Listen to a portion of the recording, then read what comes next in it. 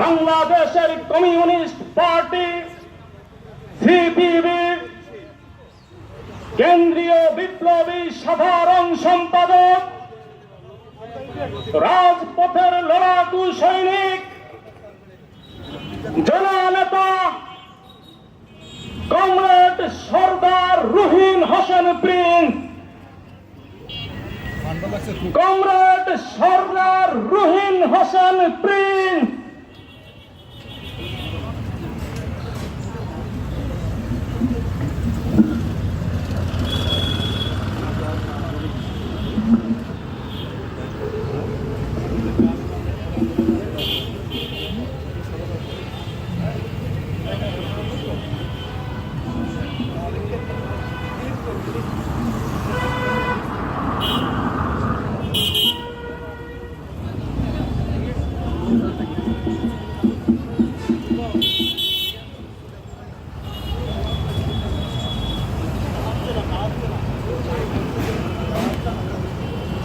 আজকের এই সভার সম্মানিত সভাপতি, উপস্থিত আমাদের পার্টির যশোর সহ এই অঞ্চলের নেতৃবৃন্দ এবং প্রিয় বোনেরা এবং ভাইয়েরা,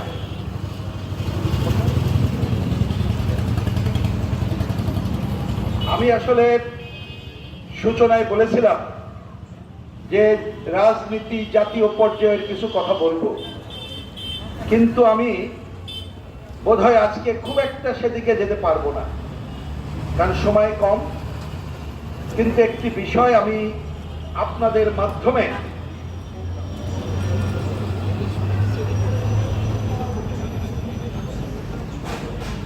সে বিষয়ে দু একটি কথা, খুব জরুরি কাজ, এজন্য মনে হলো এটা বলি।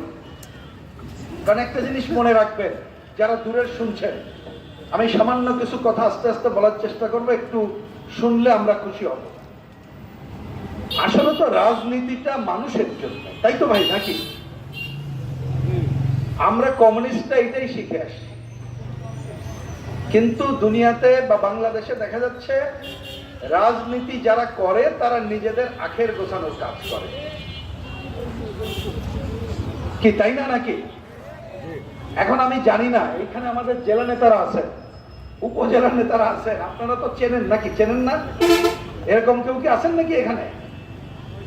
ওই সামনে বসে আছে মজনু ভাই, এই অঞ্চল না সারা বাংলাদেশের ট্রেড ইউনিয়নের নেতা, উনি এই পাশের দেশ ভারত সহ সাউথ এশিয়ার নেতা, আজকে কিন্তু সামনে বসে আছে। অন্য দল হলে চিন্তাই করতে পারতো না এত বড় নেতা সামনে বসা। আমরা তো এইরকমই চেষ্টা করি। তা যাই হোক, আমি এখানে আসার পরে কথাটা বললাম এই জন্য, একজন ভাই আলাউদ্দিন, তিনি একটা চিঠি দিয়েছেন, একটা ব্যাংক অ্যাকাউন্টের সমস্যা। আমাদের এই যে ভাই আছেন মজিদ ভাই, তিনি সেটা দেখবেন। আমি বিরতির সময় আমি ওই যে বোনদের কাছে গিয়েছিলাম, কারণ এখানে দেখলাম আমাদের বোনেরা এখানে এসেছেন কষ্ট করে, এই অঞ্চলের দুঃখ ভবদাহ, নাকি তাই না? আমি আসার সময় খবর পেয়েছি ওই অঞ্চলে পানি আছে। আমি ওনাদের কাছে কথা বলতে গেলাম, যেই আমার মাথাটা আওলায় গেছে, মনটা খারাপ, সত্যি সত্যি। শুরু যা করেছিলাম এই জন্য এই কথা বলতে পারবো না, কিন্তু আমি আপনাদেরকে এই পুরো মনিরামবাসীর মানুষকে সাক্ষী রেখে কয়েকটা ঘটনা, ওই যে বিরতির সময় গেলাম এবং আসার পরে এতক্ষণে কতগুলো কাজ হয়েছে, আমি সেই কাজের কথা আপনাদের জানাতে চাই। শুনবেন? আমি ওই যে আমাদের মা বোনেরা, ওনারা, আমি খবর নিয়ে আসলাম। আমি ওইখানে থেকেই সাথে সাথে এখন তত্ত্বাবধায়ক সরকার উপদেষ্টা, পানির দায়িত্বে কি আমার হিসাবে ছিল না, আমার সাংবাদিক বন্ধু, আমাদের পার্টির নেতা দিলীপ, ওকে বললাম তুমি মোবাইলে সার্চ করে বলো তো মন্ত্রীকে। ও 30 সেকেন্ডের মধ্যে আমাকে জানাই দিল মন্ত্রীর দায়িত্ব সৈয়দ রেজওয়ানা হাসান। আমি ওইখানে বসে সৈয়দ রেজওয়ানা হাসানকে ফোন করলাম এই বিরতির সময়। সৈয়দ রেজওয়ানা হাসান আমাকে একটা মেসেজ পাঠালো, আমি এটা আপনাদেরকে একটু শোনাই, কারণ এটার মধ্যে আছে।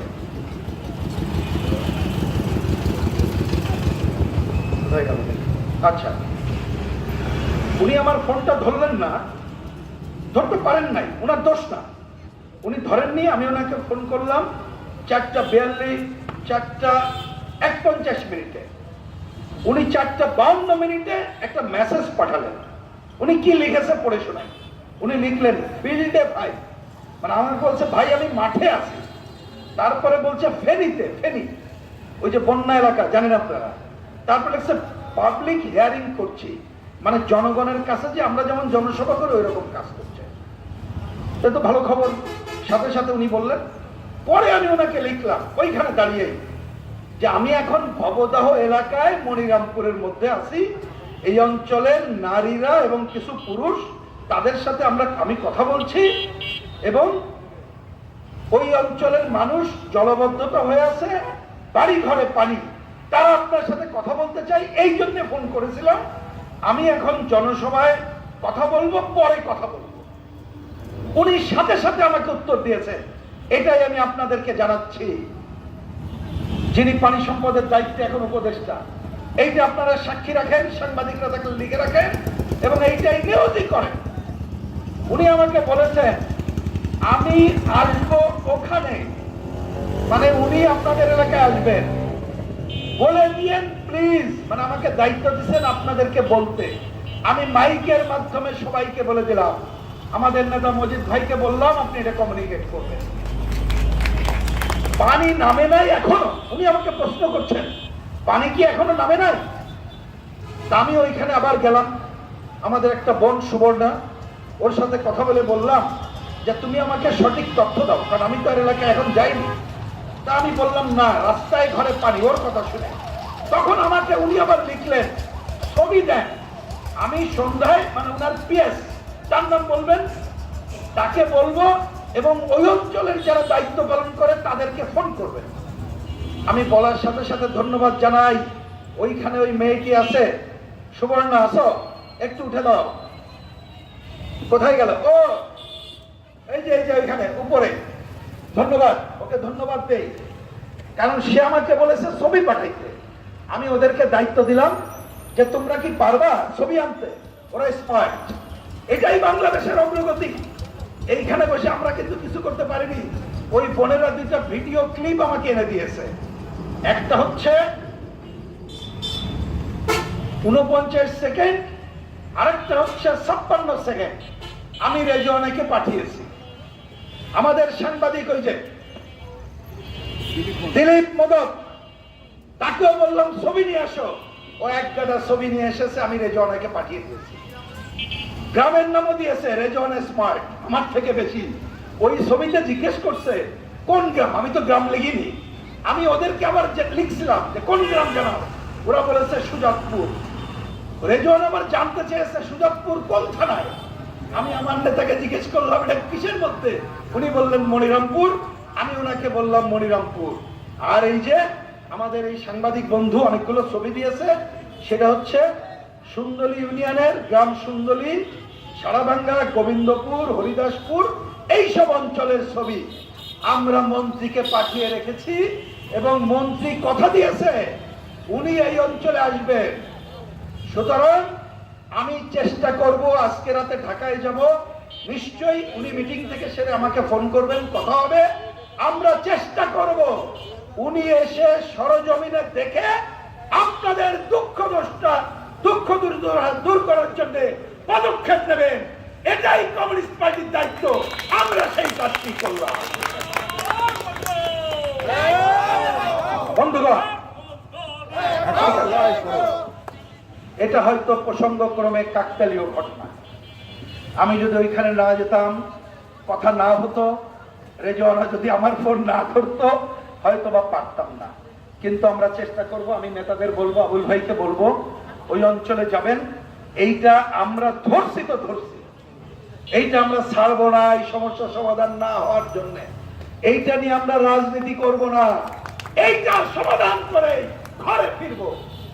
আমি ওই বোনদেরকে বলেছি আগামী মাসের 4 তারিখে আমার খুলনা একটা শ্রমিক এলাকায় জনসভায় আসার কথা। ওই সময় যদি সম্ভব হয় আমি অঞ্চলে আসব। এই কথাটা কেন বললাম? আসলে ভবদহ দেখায় বাংলাদেশকে বোঝা যায়। এটা বোঝা যায় না বলেন ভাই? একটা অঞ্চলের মানুষ এত দুঃস্ব অবস্থায়, কিন্তু তার কোনো সমাধান নাই। এইটা নিয়ে লক্ষ লক্ষ কোটি কোটি টাকার প্রজেক্ট হয়েছে না? হয়েছে? সমাধান হয় নাই। বাংলাদেশটা আজকে এ ধরনের একটা সমস্যার মধ্যে। এই বাংলাদেশের মানুষ 17-18 কোটি, এইটা নিয়ে অনেক কথা হয়, কিন্তু এর সমস্যার সমাধান হয় না। আমার থেকে আপনারা জানেন। আমি আজকের এই জনসভায় শুধু এই কথাটুকু বলেই আমার বক্তব্য শেষ করব। সমাধান কেন হয় না? কারণ সমস্যার কথা বললে তো অনেক বলতে পারবেন। আমাদের নেতা গোলাম মোস্তফা এক সময় তুখোড় নেতা, রাজশাহী বিশ্ববিদ্যালয়ে শিবিরটাকে মেরে ফেলতে চেয়েছিল, মেরে ফেলতে পারে নাই।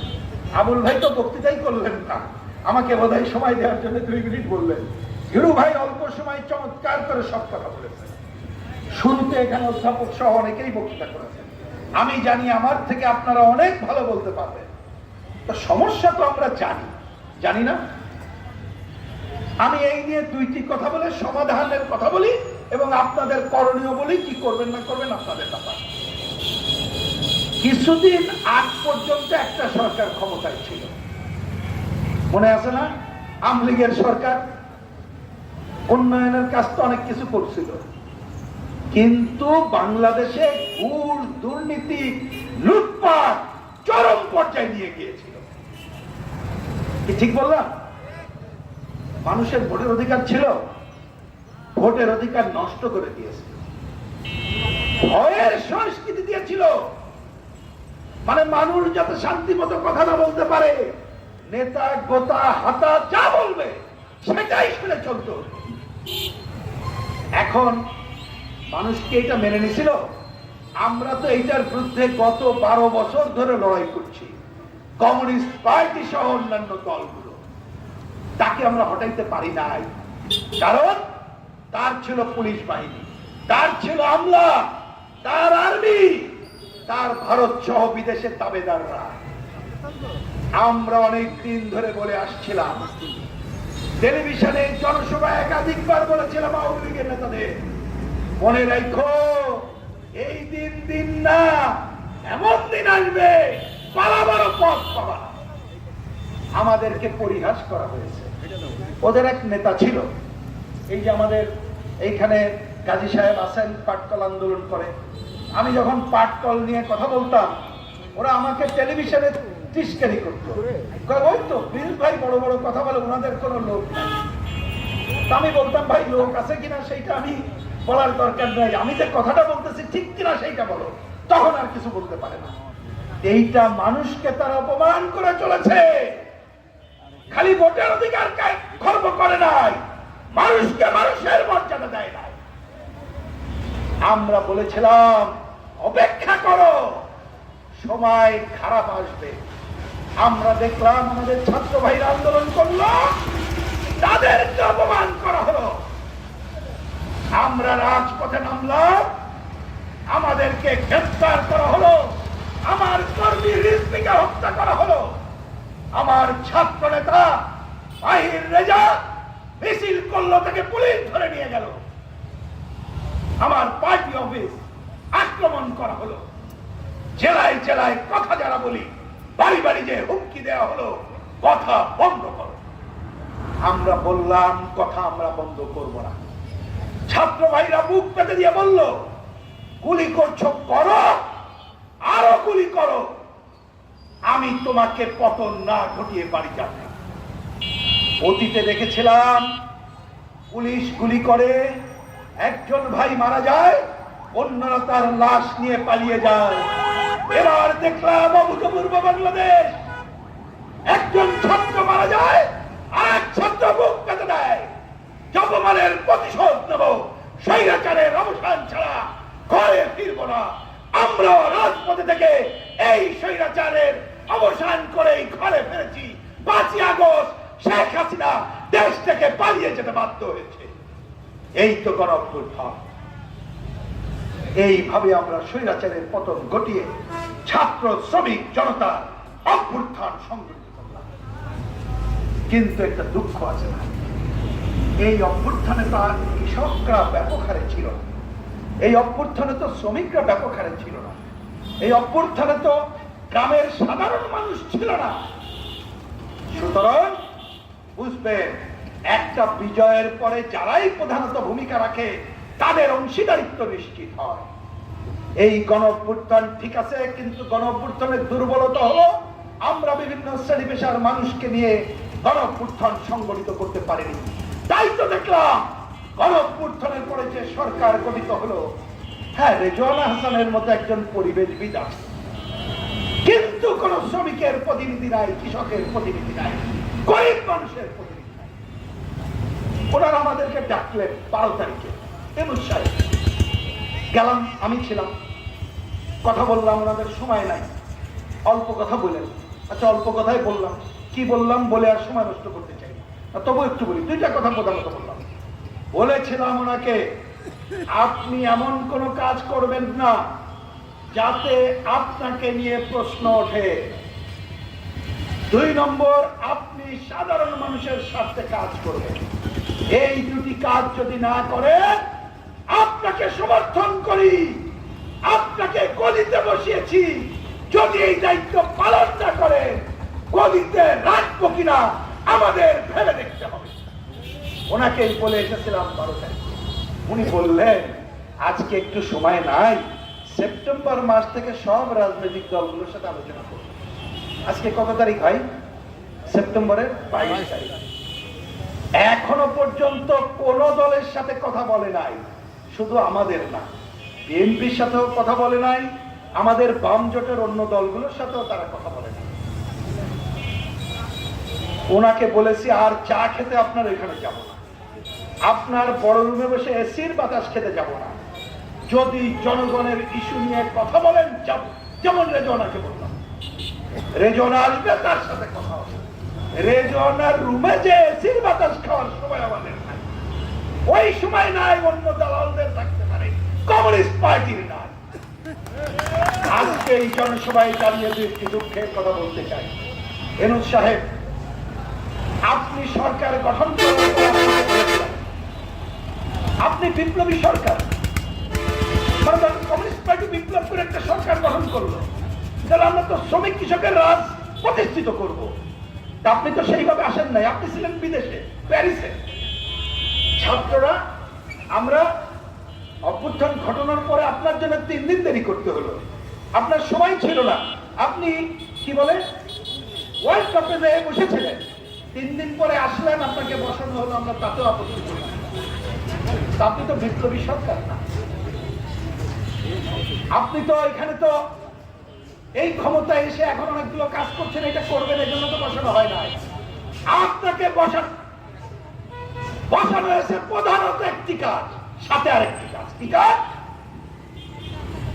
মানুষের ভোটের অধিকার ফিরিয়ে দেবে, নির্বাচন ব্যবস্থার আমূল সংস্কারের কাজ শুরু করে যাতে বাংলাদেশে সুষ্ঠু গ্রহণযোগ্য নির্বাচন হয়, সেই কাজটি আপনি করবেন।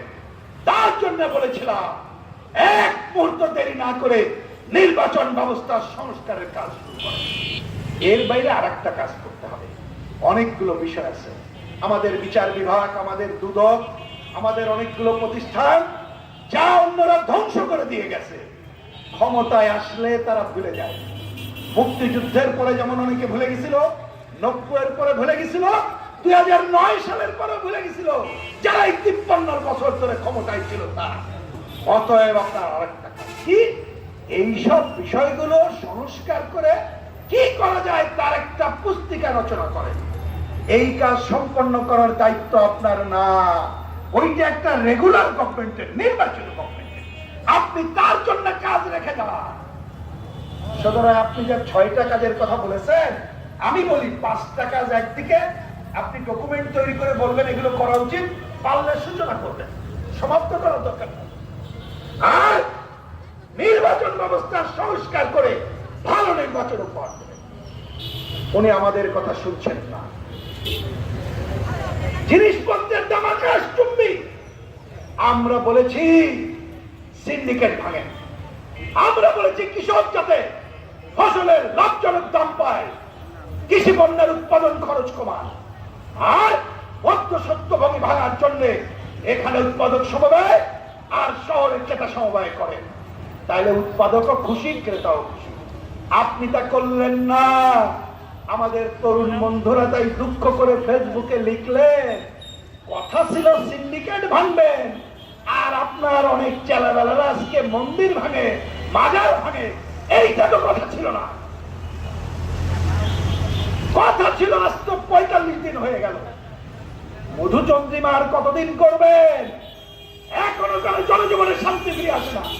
কেন আমার ভাই দিলীপ আমির হোসেন প্রিন্স মুসলমান, আমি মসজিদে যাব, আমার বন্ধু দিলীপ যাবে মন্দিরে, আমার বন্ধু ফিলিপ সে যাবে গির্জায়, যার যার ধর্ম সে পালন করবে। রাষ্ট্রের কাছে আমার পরিচয় নাগরিক। আমার বন্ধু দিলীপ কেন এখনো চিন্তা করে দুর্গাপূজায় কি হবে কি হবে? কেন এই শান্তি আপনি দিতে পারছেন না? কেন পুলিশ বাহিনী কেন কাজে লাগাতে পারছেন না? কেন আর্মিকে নামিয়ে ম্যাজিস্ট্রেসি পাওয়ার দেওয়া হয়? 45 দিন অনেক সময়, মনে রাখেন। মঙ্গল গ্রহ থেকে 10 বার ঘুরে আসা যায়। আপনি কি করছেন? আজকে এই জনসভায় প্রশ্ন রেখে গেলাম, তারপর আপনাকে এখনো সমর্থন করছি, কারণ গণঅভ্যুত্থানের মধ্য দিয়ে গঠিত সরকার। আশা করব আপনি ফেল করবেন না। আমরা জানি কথিত স্বৈরাচার তারা এই সুযোগ আছে, আর 71-এর ঘাতক চক্র সুযোগ বুঝে আমার জাতীয় সঙ্গীতে হাত দিতে চায়, আমার সংবিধানে হাত দিতে চায়। এত বড় দুঃসাহস কিভাবে দেখায় আমি আপনাকে প্রশ্ন করতে চাই। পরিষ্কার করে বলে দিতে চাই, কমিউনিস্ট দেশে ভেসে আসেনি।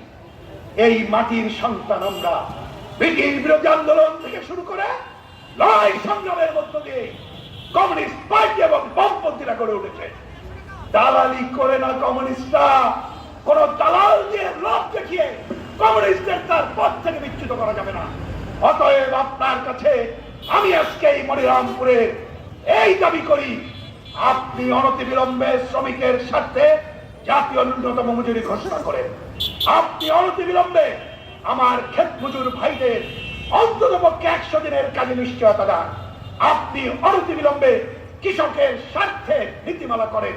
আপনি অনতিবিলম্বে যুবদের কর্মসংস্থানের নিশ্চয়তা দেন।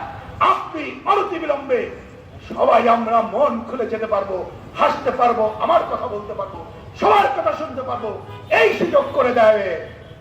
এইটা দিতে যদি ব্যর্থ হন, এইটাই আপনাকে নিতে হবে। আমরা কমিউনিস্টে দায় নেব না। পরিষ্কার ভাষায় বলি বন্ধুগণ, এ তো বললাম সরকারের উদ্দেশ্যে।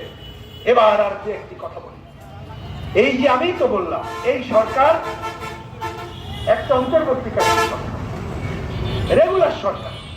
আমাদেরকে কেউ কেউ জিজ্ঞেস করে কতদিন সময় দেবেন। আমি একটা সহজ উত্তর,